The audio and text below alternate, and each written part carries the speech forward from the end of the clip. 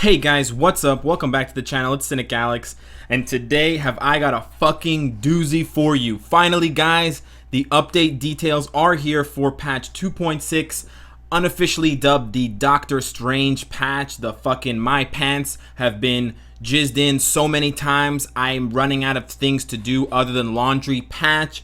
This is the Strange patch. This is the Wizardly patch. This is the fucking Hogwarts patch. All right, I can hear J.K. Rowling somewhere, fucking, you know, creaming her knickers, so to speak. Guys, I cannot contain how hyped I am for this. I hope you share in my hype, and if you do, please all aboard the hype train. There's plenty of room for you salty heroes and heroines, cause shit is about to get fucking real. Okay, so we have, of course, the announcements for these characters. Let's take this from the top to the bottom, and let's work our way down slowly and methodically until we reach the climax, and then everything's all snowy white like Christmas. So here we go, guys. We got Doctor Strange. His leadership is fucking dope. 5% energy attack and 10% ignore dodge applied to all team members. That's at level 1, rank 1, so theoretically, this could go up to 60% ignore dodge and 30% energy damage, which is fucking nuts. That's way better than 30%, obviously, and that's arguably better than 45% that Star-Lord gives, which is crazy. And that applies to all team members, not just Blast characters. If it's not clear, guys, it's definitely not clear from these patch notes, so I will say ahead of time that Doctor Strange is a Blast character. Unfortunately, he was not universal, and thankfully he wasn't any other type of character. But we will discuss later on with the other characters what they are, because we do have a pretty good smorgasbord of different types aside from combat. Thankfully, they did not introduce any new combat characters to this game. So let's get into it, guys. The passive that Doctor Strange has, he has a 100% chance to pierce with the barrier effect. From what we found out, the barrier effect are things that negate against certain types of damage, either physical or energy, or things like Loki's shield, Silk's shield, etc. So that's huge. Then his tier 2 passive gives him a 75% chance when he's attacking to freeze time for 4 seconds. Now, it's unclear what that means, but assuming by the language, that means that the enemy will stop attacking, they will stop moving for 4 fucking seconds. That's actually insane. It's yet to be determined whether that applies to world bosses and stuff, because of course, guys, there are characters who have tier 2 passives that don't apply to world bosses, a la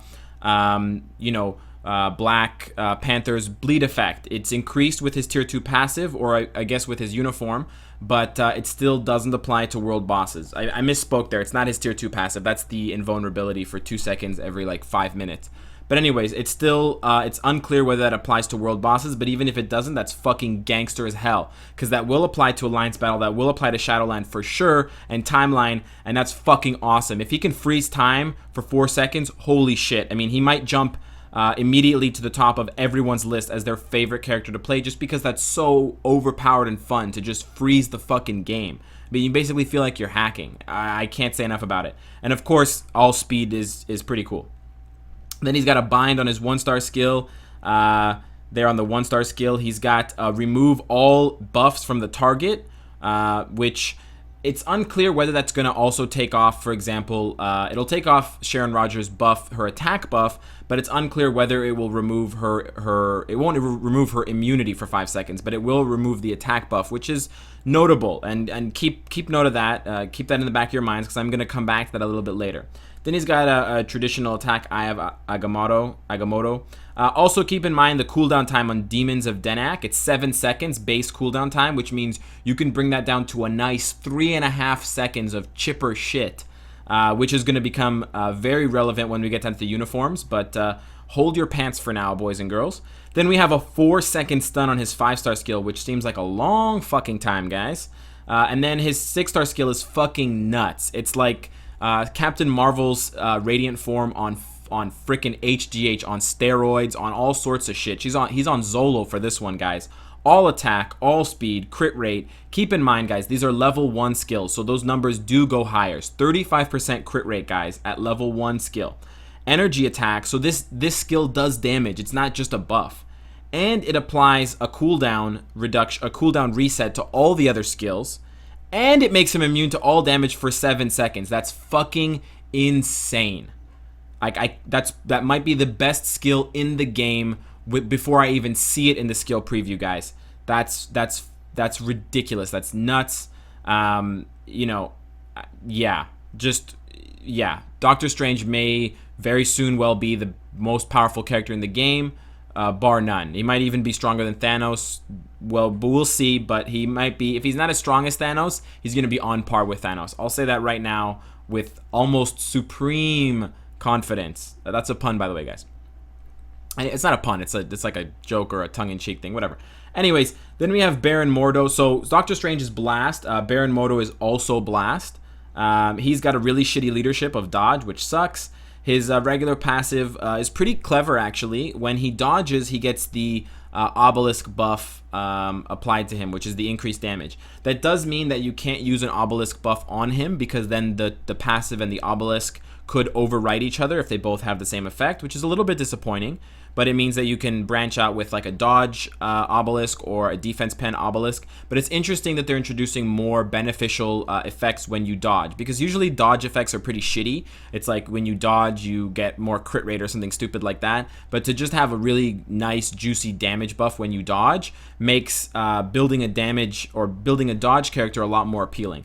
Then his tier 2 buff synergizes really well with his regular passive. It gives him 15% guaranteed dodge, and it gives him increased damage. So that's really juicy, and that's actually kind of interesting. From what I read from Baron Mordo, my initial feelings were that he seems like he's more of an evasive sorcerer, kind of trying to combat Doctor Strange, who might just be like a full frontal, like, fuckface assault. Like, I'm just going to smash you into the ground with my giant sledgehammer dick. And then Baron Mordo seems a little bit more elusive, more of the slithery type, to kind of, you know, slip some pills, you know, some roofies. They should call them flories, actually. Slip some flories into your drink to get you to get all drowsy and shit. But anyways, I digress. His 1-star skill applies a damage, has a damage attack. It does damage, but it also gives him dodge, which again builds into this increasing persona as like this snake-like Slytherin-esque character for my daily Hogwarts reference. Then he's got a 3-second stun on his 2-star skill, which is nice. He's got a guard on his 3-star, which, as we all know, guards make characters very good. Songbird, Silk, Loki, etc. And it also does damage, which is interesting. It's low. It's only 2 hits, but that could go up to like 5 or 6 when the skill is leveled. Then his 5-star skill lowers the enemy's movement speed by a lot, and we're seeing a lot more of this movement speed debuff coming out in other characters further down. So it's interesting that they're doing that now. I wonder what kind of tie-in it will have, if any. There might be timed missions in the epic quests. I don't know. So that might become a lot more relevant to have someone who doesn't get move speed debuffed, or it might be really important to have a move speed move speed debuff immune obelisk on a character who is running epic quests. But that's just, you know, speculation on my part. And then his 6-star skill is interesting. It does damage, and it also applies a burn effect. Hopefully that will apply to world bosses. Otherwise, it means Baron Mordo takes a big hit as a world boss viable character. Not that we technically need any more of those, but it just sucks because potentially future updates that have world boss type characters, Baron Mordo's arguably best skill, his 6-star skill, won't really apply. So that could be disappointing. Then we have Wong, our favorite butler and apprentice here to the Sorcerer Supreme. His leadership kind of sucks, but it's good for Shadowland. It's the same as Luke Cage's, without the uniform, I'm assuming. The same as Jessica Jones's, I guess. Wong will be a speed character, so it's interesting. That's a really good immunity for a speed character, and it's the first time we're getting that, because previously both Luke Cage and Jessica Jones are combat characters. Then his passive is an all-speed buff, which basically blows. His tier 2 passive is increased guaranteed dodge and crit damage and crit rate, which is very good. It's very similar in the damage increase of Iron Fist, so you guys can kind of weigh that and see how much that made his character viable, but we do still need to see how much damage Wong's skills do in their base form before we consider whether his tier 2 passive is good or not. His 1-star skill is very average, very simple. 2-star skill, same thing. 3-star skill makes him immune to all damage for 2 seconds, which kind of seems like a waste with a 15-second cooldown, but I guess it might be good. Then his 5-star skill applies a stun, which is good for Shadowland. And then his 6-star skill is just another physical attack. Honestly, Wong is probably the most disappointing or average character of the 8. But I mean, 1 out of 8 is pretty damn good if you ask me. If that's all they fucked up on, or if that's all they skimped on, I'm not too sad about that. We do have a lot of shitty speed characters, Electra. But, you know, hopefully he'll be better than he is on paper. Then we have the Ancient One, the Tilda Swinton, the fucking alien of the group here. The Ancient One is also going to be Blast. So right now we have 3 Blast characters and 1 speed. The leadership is very good. It's the same as Star-Lord's. It's a 7.5% that goes all the way up to 45, but it only applies to Blast-type heroes. Then the passive is 25% rate when attacking, reset all your skills cooldowns. But it has a 30-second cooldown. So it's a very strong effect, but it's not used very often, so it's probably crap. It'll be good once, but then you either kill them or get killed. It won't proc twice in a fight, basically. Well, maybe in Alliance tournament, sorry. But other than that, it's not very useful. Tier 2 ability here, 25% increase to all damage types, which I don't know if that means like both energy, physical, and then also the elemental. So I don't know if it double dips for characters that do elemental damage. That's interesting wording there. We haven't seen the all type before that wording, so it's interesting to see what that will mean. And then a 25% ignore dodge. So pretty good tier 2 skill or ability. Passive, holy shit. Then we have his 1-star skill, which is just simple. 2-star skill is again all speed debuff to the enemy, which we're seeing more and more with this update. 3-star skill is pretty interesting and pretty wordy. It reduces the effects of all the enemies' buffs by 20%, so that will reduce buffs like Sharon Rogers is, which second time we're mentioning her. And it will decrease their duration by 10 seconds, which is a lot. And it's interesting if all buffs will include like invulnerability buffs and immunity buffs. It's interesting if those will be reduced as well, because then that will work on characters like Corvus, Carnage, Thanos. That could be really powerful. 10 seconds is not a lot, but if that's the way that they're going to go with those debuff effects, it's very interesting. Then we have his 5-star skill, which gives him invisibility and invincibility for 5 seconds, and it summons an illusion, 1, I'm guessing from the wording, that has 60% of his summoner's stats for 3 seconds. So the illusion is not there for very long. The cooldown time is 10 seconds, but with max cooldown, you can get that down to 5 seconds. So you can almost perpetually cast this inner self skill to be invisible and invincible. Now, invincible is not the same as immune. Invincible is like Carnage's, where it can be debuffed. So, you know, don't start crying and screaming and kicking about him being immortal forever. Although the Ancient One is in the comics, I guess, it's not the case here. Invincibility is debuffable, 100% debuffable. It's just like Carnage's 6-star invincibility. Tier 2. But the invisibility is what has me more interested. I don't know how that's going to work as far as AI goes, like, because the AI is trained, like they're locked onto you. So are they going to pretend you're not there, or are they going to have like a 50% blind chance, like a 50% chance to miss, or like are they just going to start using basic attacks against you because they can't find you? Like, it'd be really hilarious if they treated it like a normal fight and the enemy just started attacking wildly in all different directions. It will be very interesting to see if this works in stuff like Timeline, because you could, not Timeline, sorry, in Alliance tournaments and Battle World, because you could seriously troll people, and I think that's fucking awesome. So I'm really, that's probably one of the most exciting new features that I'm awaiting to see how it pans out with the invisibility. And I'm glad that Ancient One is not the only character that has that. Then the 6-star skill is also very strong. It's a max HP recovery of 5% plus an attack. The cooldown time is 20 seconds, so you get it down to 10. But with the invincibility, it means this character is going to be pretty tanky from the looks of it. Very interesting. Probably the second strongest character right now of the new update, but far behind Doctor Strange. Like, Doctor Strange is like S rank, and then I would say Ancient One is A rank, and then Baron Mordo is like B plus rank, and Wong is like C plus B rank. Then we have Kaecilius from Marvel's Doctor Strange. He's got the leadership, which is just fucking terrible trash tier leadership. It's Angela's leadership and Camilla Khan's leadership. It's dumpster level. His regular passive, he gets a physical damage immunity for 10 seconds when he gets hit, with a cooldown of 30 seconds. I believe that's the same as Visions and Hulkbusters, but I'm not sure. Then his tier 2 passive is very wordy, but he basically gets a chance to pierce when he's attacking, and then he gets the damage accumulation stuff that people like Spider-Gwen have, and Sharon Rogers and stuff like that. So just a damage buff passive, basically. Pretty good, but very wordy. I don't think I missed anything there. He doesn't become immune to that. He doesn't become immune to damage when he's there. He just gets an increase in damage based on how much damage he takes. Then his 1-star skill here applies a 2-second stun, which is pretty good. His 2-star skill is energy damage, just regular stuff. His 3-star skill is another stun, so we have 2 CCs on one character. His 5-star skill is another attack, and then his 6-star skill is another attack. So pretty lackluster. Probably not as bad as Wong, because Kaecilius is also Blast, so he's probably going to do more damage than Wong, Wong being speed. But still pretty boring and average and vanilla, to say the least. Then we have Clea. This is Doctor Strange's hoe, his mistress of pain. I don't think she's a mistress of pain. I think she's just his mistress. She's not his mistress. Anyways, guys, she's a hooker. She's not a hooker, guys. She's my mom. Anyways, her leadership is a mystic aura. It's the skill cooldown one, blah, blah, blah. We've seen that all before. Basically, at this point, with cards and alliances, that leadership is fucking useless. Then the regular passive here, 25% rate when attacking.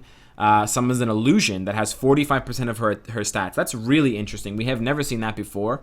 And it'll be cool to see how useful that is for taking aggro off. Hopefully, it will be an illusion that is not ethereal. So, like, hopefully it's not one of Loki's illusions or one of Sister Grimm's illusions, because those don't grab aggro. Sorry.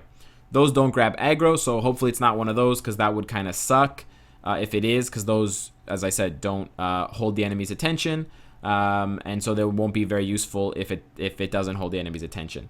Then her tier 2 passive just buffs all of her summons, which, as you'll see, becomes more important, and it also buffs the effects of the Mystic Bond. It has an increased effect, so I don't know if that means that it happens more often, the activation rate is higher, or if the cooldown time is lower. It doesn't say specifically.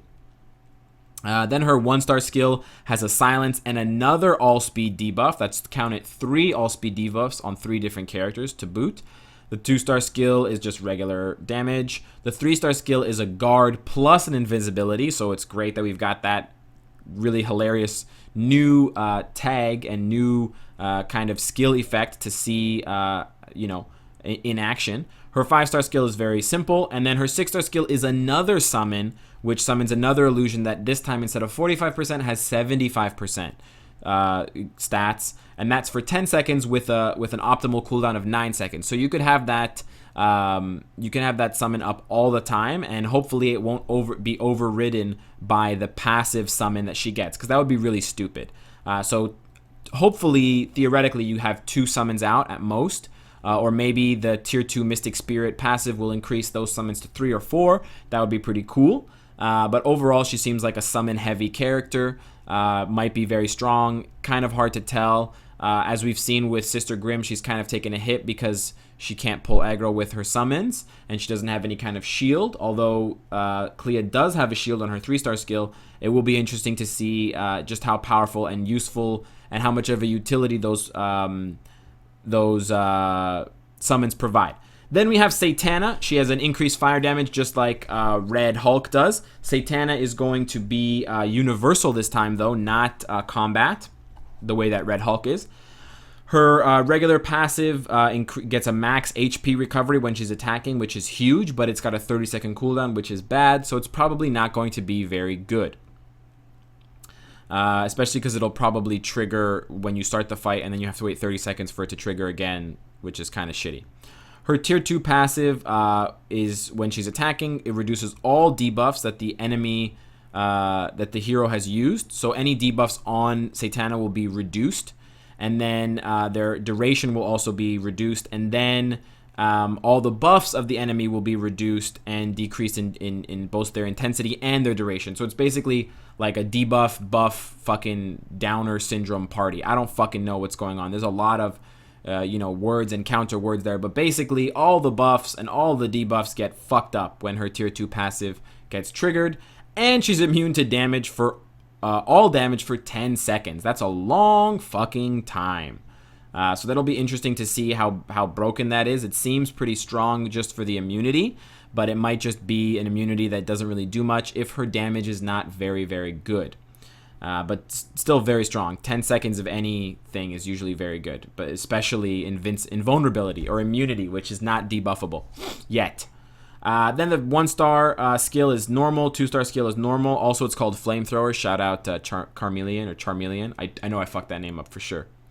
3-star skill reduces the enemy's fire resistance, which is super interesting. We have not seen resistance debuff skills yet, but for anyone who's taken time to look through posts about like the damage, how elemental damage is calculated, resists play a big role in calculating elemental damage. So if you can reduce someone's resistance to the negatives from the positives, you might be able to crank out insane damage. But it's yet to be seen if this will apply to world bosses and stuff like that. So, you know, but I mean, if it's still possible for Shadowland and like PvP stuff, it's fucking nuts. You might be able to, you know, instantly kill people, just melt their fucking faces down. Then we got her 5-star skill, which called Fire Barrier, applies a burn and it has a 3-second bind. So pretty strong, kind of reminiscent of Ghost Rider's 6-star skill, so to speak. And then her 6-star skill is called Succubus Army. Sadly, it doesn't summon a bunch of succubuses to do your bidding, but it does have a 1-second bind, which seems kind of useless, but maybe it will have a really cool animation. Overall, character sounds very strong, especially with the combination of the leadership and the fire debuff on the 3-star skill. Then we have Hellstrom, who's also going to be universal. His leadership is kind of the antithesis or the counter to his sisters. It's the fire resist. So it goes all the way up to 60%, which is very big. Then he's got skill cooldown on his passive when he attacks, but again, that's pretty useless these days. His tier 2 passive will give him a max HP recovery, and it will boost his fire damage by a lot. This one's a little bit more interesting because it only has a 20-second cooldown, and the fire damage is increased for 15 seconds. So you can almost have his sister's leadership, Satana's leadership, on all the time for him. So that's a pretty interesting counter and a pretty interesting kind of interplay between the two. And it's from the looks of it, it looks like a pretty strong tier 2 passive, and it kind of puts to shame a lot of passives that we have right now for characters like Red Hulk and to a lesser extent Ghost Rider, but his is pretty good. Then we have his 1-star skill, which deals burning damage and has a 3-second bind, which is pretty strong. We have a stun again on the 2-star skill, so that's 2 CC skills.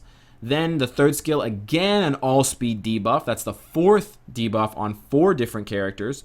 And burning damage, and fire damage, and an energy attack buff for 8 seconds. So very long skill, guys. Sorry, I got the burpees. And basically, that's a lot of shit to deal with. Dot damage, all-speed debuff, regular damage, and they get buffed. So you're probably going to want to open with that attack if you can. Then the 5-star skill summons an illusion. And again, we got illusions coming out. 9-second cooldown, 10 seconds of uptime, so very similar to Satana's. Or was that Clea's? I can't remember. We got 3 characters with summons in this game, guys, coming in soon. And then his 6-star skill has an immunity to all damage for 5 seconds, which is like Corvus's, long time, and it's got damage. So with a 15-second cooldown, you can get that down to about 7.5 seconds. So very, very strong skill. He also sounds like a very strong character. Overall, guys, I would probably say that tier 1 goes, like, top tier goes to Doctor Strange exclusively, which is kind of reflective of the fact that he can't be gotten by traditional means. He's going to have to be grinded out through the epic quests, which we'll get to in a little bit. Then I would probably say tier 2 is Baron Mordo and Ancient One and Satana and Hellstrom. And then I'd probably say that tier 3 or 2.5 is Clea, Kaecilius, or whatever his name is, and Wong. But those are just my impressions from what I've read, guys. Let me know what you guys think. Again, guys, those are based on level 1 skills, so they will go up. So let's keep going, guys. We're not going to read this stuff here because you can read this. Clea and Satana are available in the monthly bio selector. Clea is a shifter. The other characters you get from the quests and the memory missions, but then Doctor Strange is only from the epic quests. But you can also get Wong, Baron Mordo, Ancient One, Kaecilius, Satana, Hellstrom, and Clea with tickets or tier 2 materials like diversity stones and black antimatter. But as you can see, Doctor Strange is not available through any of these means. So I've interpreted that to mean that Doctor Strange will not be able to be mega ranked up. He will not be able to be mega tier 2 ticketed. None of that shit is going to work on him, just like the Black Order characters. Speaking of which, let's check out what their passives are. So a lot of people predicted correctly, myself included. So kudos to you guys for guessing right. Thanos is getting a debuff on his 1-star skill, his Titan Punch, which also has a 2-second stun, which is why it's already a very popular move, and it's also going to make him invincible for 2 seconds. Very, very strong passive, one of the best. I'm surprised that they made it so strong, but I'm happy because I have Thanos.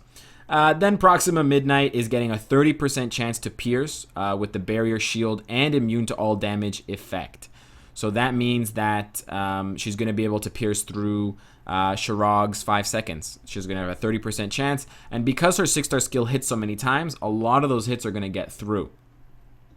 Then they're adding a shock effect, which is going to be a dot damage to impact blow. They're going to add a stun effect, which is CC, to her velocity strike skill. And they're going to increase the number of projectiles on the impact blow. Very, very strong upgrade to Proxima, and it does address some of her squishiness and some of her inability to control or CC the opponents, especially in Shadowland, and she won't have to kite as much.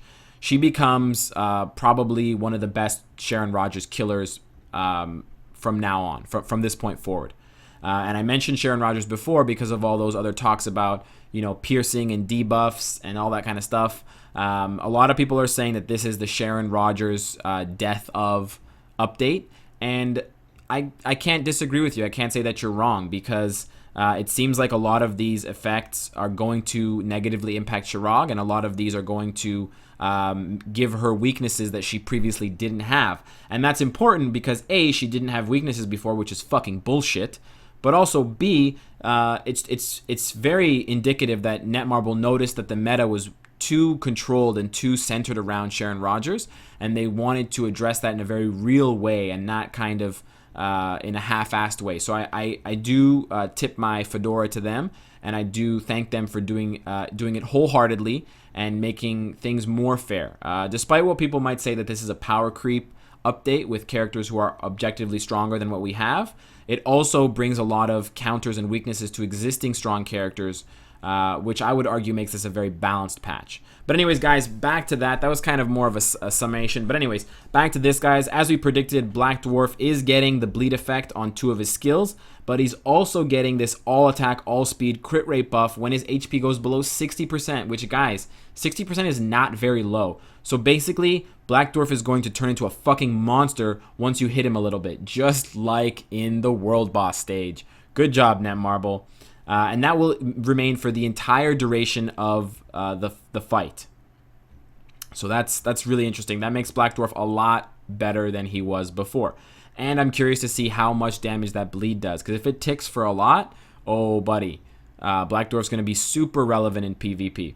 Then we got Corvus here. He's got guaranteed dodge and buff to all his minions. Probably one of the weaker upgrades, but Corvus didn't really need it, to be honest. Supergiant arguably gets the weakest buff.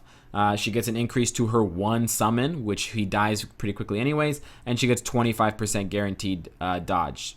She probably needed the most help out of all the characters other than Black Dwarf, and she probably got the least out of all the characters, so I'm a little bit disappointed there. It feels like a lot of it was weighted towards Proxima and Thanos. I don't know if that's because most people have Proxima as their first anyways, and Thanos is the strongest. I'm not really sure, but we'll have to see how it plays out. Then Ebony Maw, who I've just noticed has bat-like ears. He's going to be serving you up some specials today from the wine and seafood menu. And then he's also going to get increased damage and all speed buff and more projectiles on his Dark Meteor skill. Actually, I think probably Ebony Maw's tier 2 passive is probably as shitty as Supergiant's. The only difference is that he's got a better kit than she does. She does more burst damage, but he has a better overall skill set, especially with the summons and all the iframes. So I don't think he needed it as much as she did. Then we've got the uniforms, and this is why I asked you guys to keep in mind the 7-second cooldown on the Demons of Denak. So as we can see here with the Benedict Cumberbatch uniform, When you use the Demons of Denak skill, you get an 8% HP recovery, and you reflect 40% of all incoming damage to a maximum of 50% of max attack power. So I think that what that means is, from my understanding, and I could be wrong, it means that if the skill does 10,000 damage to you, and you reflect 40% of it with whatever buffs that Doctor Strange already has, it can't exceed 50% of the max attack power. That might be the attack power of the person who hit you. That might be your attack power. I'm not really sure, but it seems to be a pretty strong uniform bonus with a cooldown of 1 second.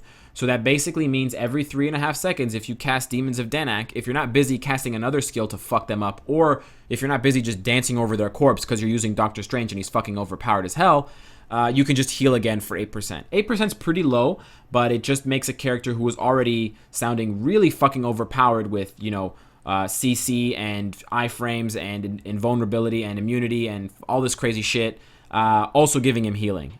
So really great uniform. Definitely going to buy that as soon as it hits. Then Mordo gets his movie uniform as well.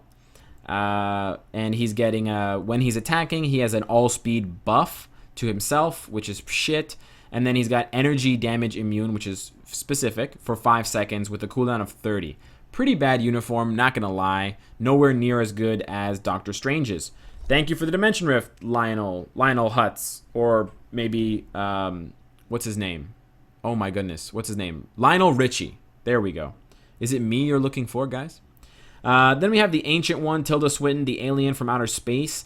She gets all debuffs, increase all debuff effects by 15%, so her debuffs will be stronger, and her buffs will be stronger. So again, a big emphasis in this patch on buffing and debuffing, which is an interesting place to take the game because that's very relevant for PvP stuff. So I'm happy that they're doing that. Overall, I think it's a pretty shitty uniform, and I don't want to get it because fucking Tilda Swinton's weird looking, but I might get it. Then we got Wong's movie uniform.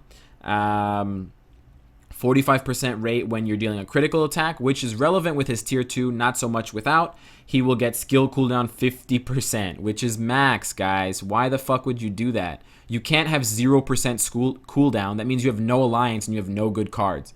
Why would you have a 50% skill cooldown? If the cap is 50%, what's the point of having 50% as a trigger? I think that's just dumb. I think he's got, obviously, the worst uniform, but whatever.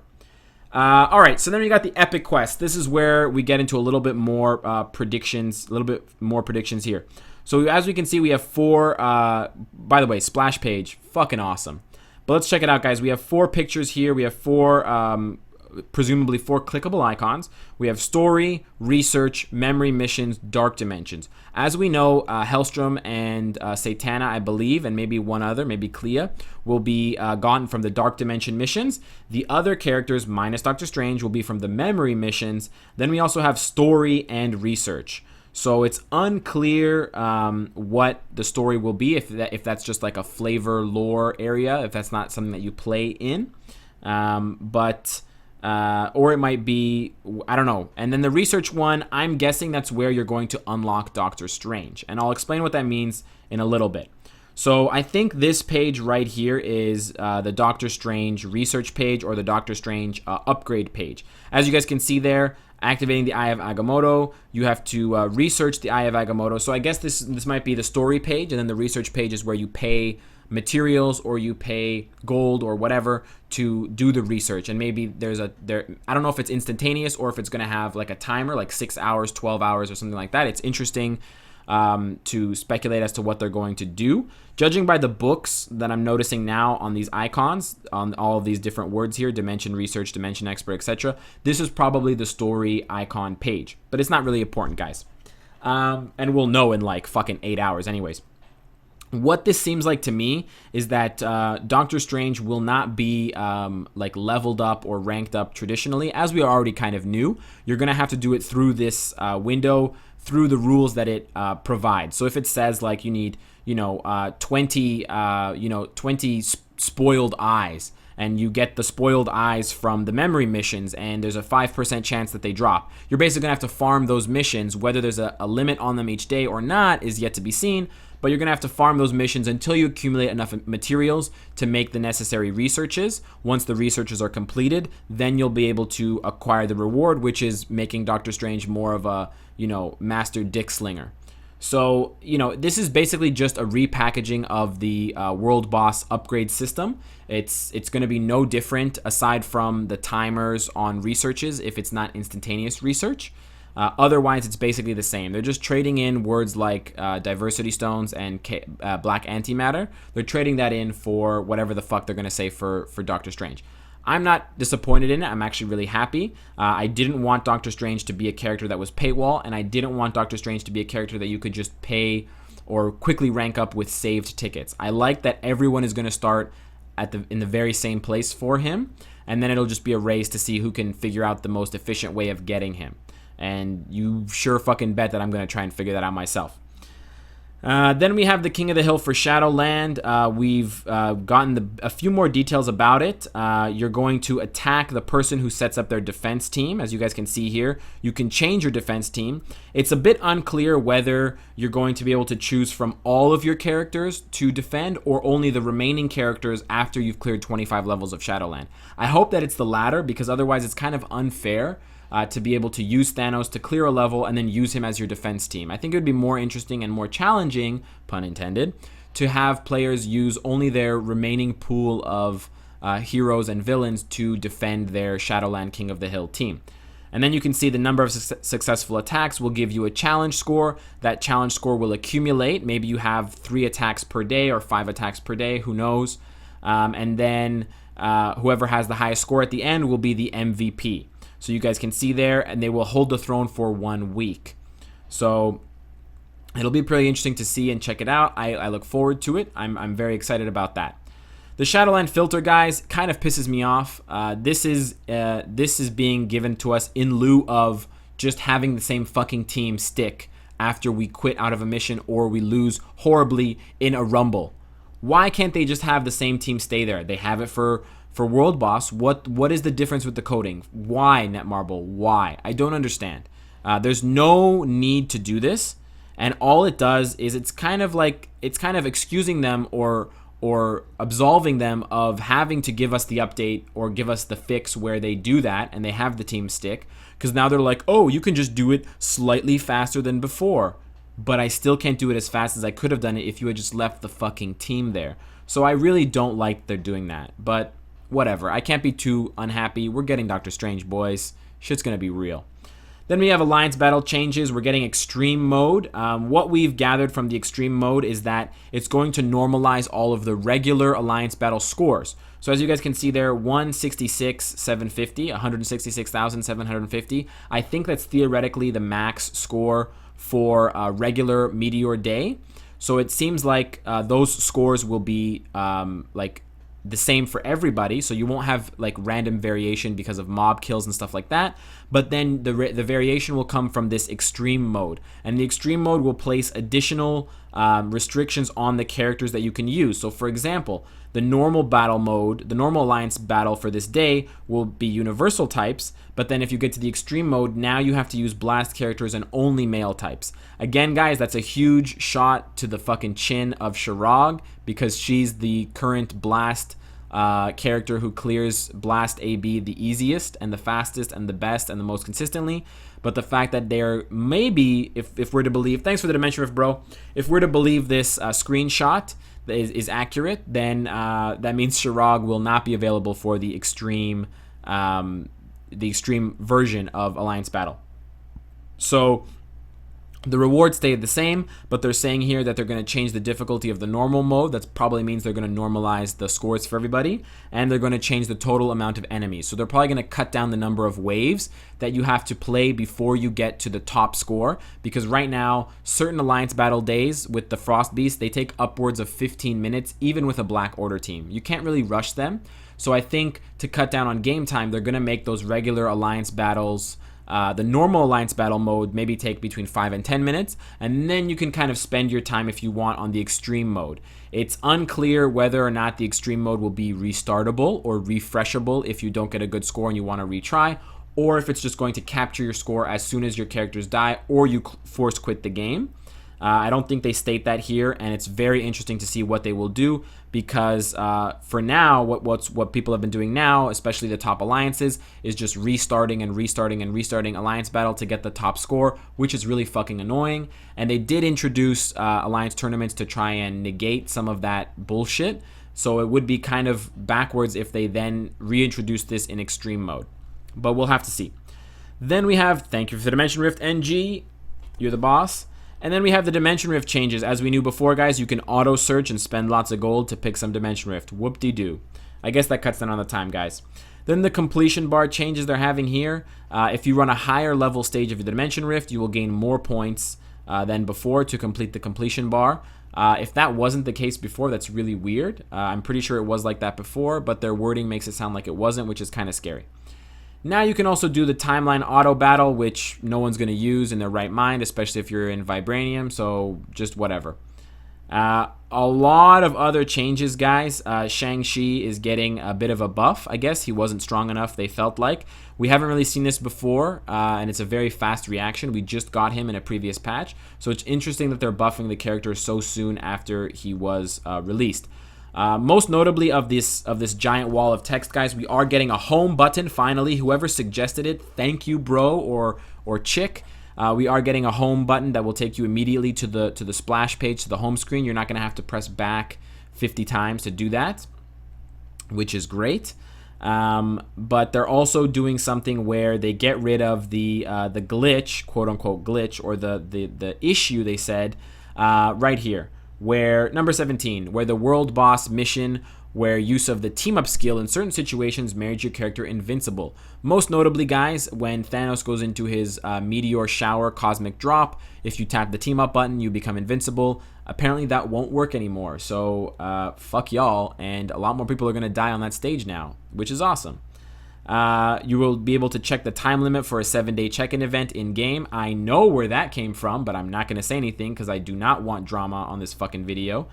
And they're just doing a bunch of other quality of life things, guys. The video's running kind of long, so I don't want to get into it. The most notable one here, guys, is that the Frost Beast will no longer attack the mobs. So it seems like what I said before is true, that they are going to normalize completely the regular Alliance battle scores, and that your score deviations between characters and between alliances will come from the extreme mode. So we'll have more thoughts, and we'll have more ideas and comments and opinions and suggestions and tips and tricks and whatever fucking else for you guys after the patch drops, guys. Please get all of your or get your play in before the patch drops, which is 2 hours after the reset, 2 hours after this video drops. And guys, please make sure that any items that you have that are going to expire in less than 9 hours, that you use them, because the decay timers will still go on during the maintenance, and you will lose them if you're not quick. So guys, that was a fucking mouthful. Let me know what your thoughts are. Let me know how hyped you guys are. And of course, if you like what you see, I hope to see you again tomorrow. Take care.